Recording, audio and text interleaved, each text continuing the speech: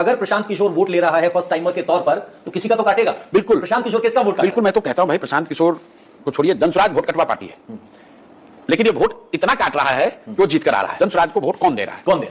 बिहार में 60% से ज्यादा लोग हैं जो बदलाव चाहते हैं। वो किसी जाति के हों, किसी वर्ग के हों, किसी दल के समर्थक हों, किसी विचारधारा के हों, बदलाव सब चाहता है।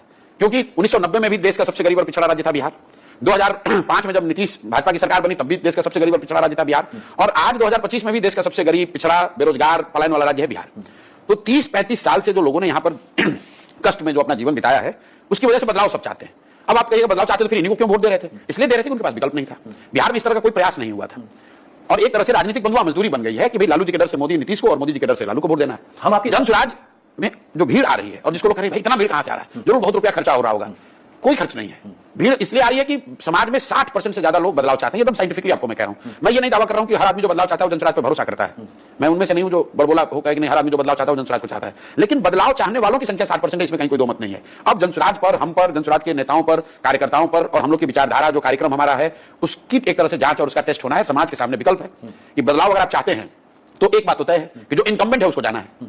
बच गया दो विकल्प, एक राजद का लालू जी का लालटेन और एक जनसुराज।